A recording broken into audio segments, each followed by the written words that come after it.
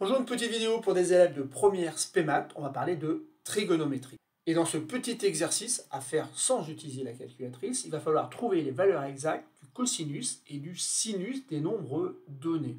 Donc il y a 9pi sur 4, puis 25pi sur 6, 38pi sur 3 et enfin 23pi sur 2. Je vous laisse le temps d'appuyer sur pause. Essayez donc de répondre à cette consigne, sachant qu'encore une fois, il ne faut pas utiliser la calculatrice pour obtenir les valeurs demandées.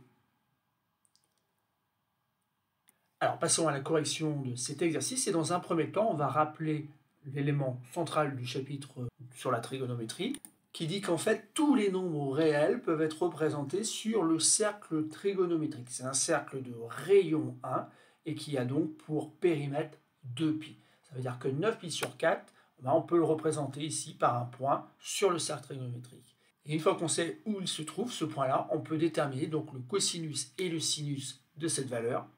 Car par définition, donc le cosinus d'un nombre x, c'est tout simplement l'abscisse du point M. Et le sinus d'un nombre x, c'est tout simplement l'ordonnée de ce point M.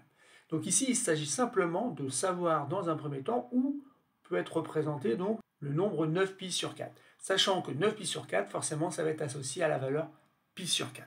Et donc c'est assez simple, puisqu'ici on parcourt déjà pi sur 4, là ça va être 2pi sur 4, 3pi sur 4, 4pi sur 4, 5pi sur 4, 6pi sur 4, 7pi sur 4, 8pi sur 4, et en fait 9pi sur 4 se trouve au même endroit sur le cercle trigonométrique que le nombre pi sur 4. Et ça on aurait pu le voir très vite.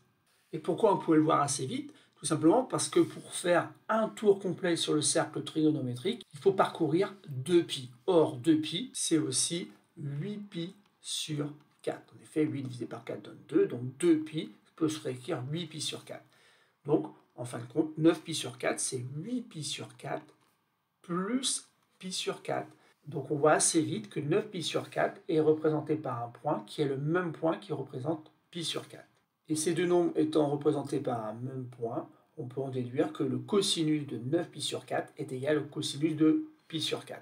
Et de la même façon, le sinus de 9pi sur 4, forcément, c'est la même chose que le sinus de pi sur 4.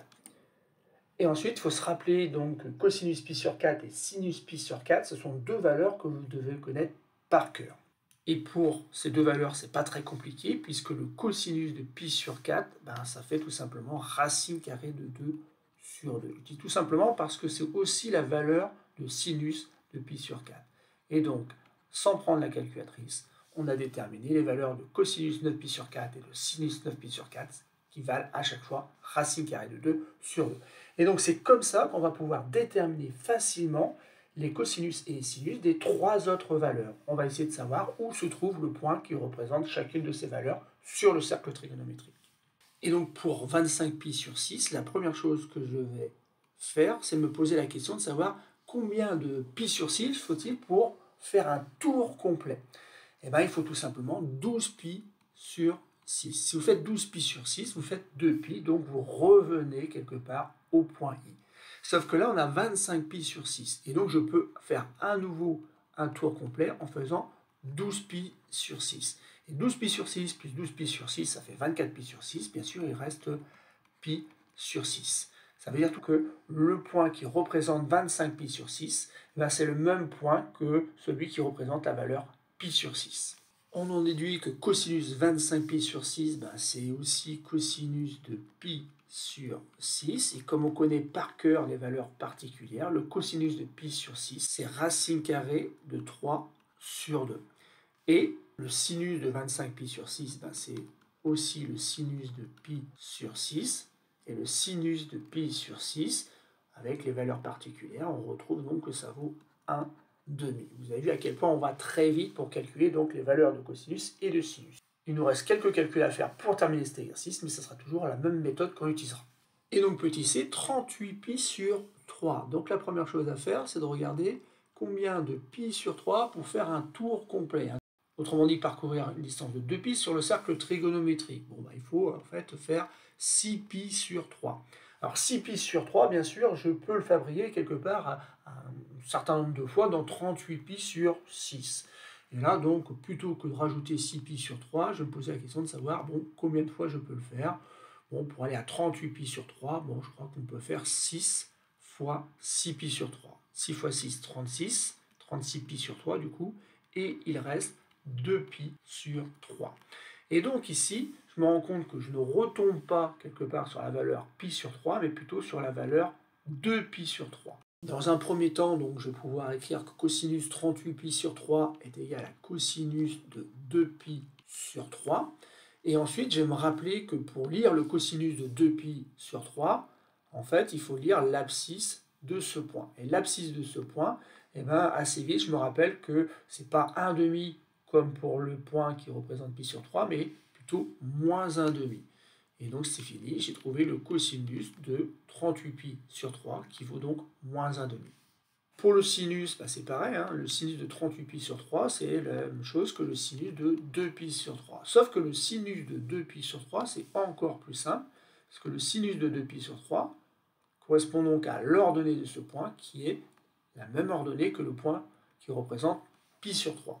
Et à l'aide des valeurs particulières, je retrouve donc la valeur de racine carrée de 3 sur 2. Passons maintenant à 23π sur 2. Et là, donc, la première question que je me pose, c'est combien de π sur 2 pour faire 2π? Bon, bah, ça va assez vite, c'est 4. 4π sur 2 est égal à 2π. Sauf que 4π sur 2, je peux le faire plusieurs fois dans 23π sur 2. Je peux le faire 5 fois.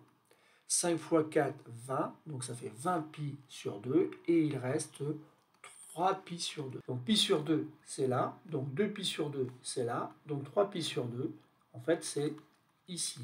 3π sur 2, c'est ici. Ça me suffit maintenant donc pour déterminer les valeurs dont j'ai besoin.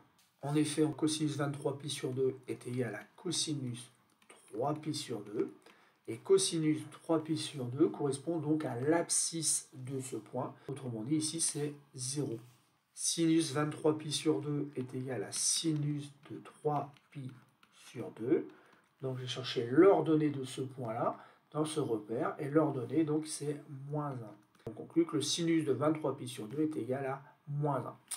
Voilà, c'est tout pour ce petit exercice. C'est pas très compliqué. Il suffit simplement d'apprendre à se promener quelque part sur le cercle trigonométrique pour retrouver le point qui représente chacune de ces valeurs. Et ensuite, vous pouvez lire assez facilement le sinus et le cosinus de ces valeurs, à condition bien sûr d'avoir appris dans un premier temps ces valeurs particulières.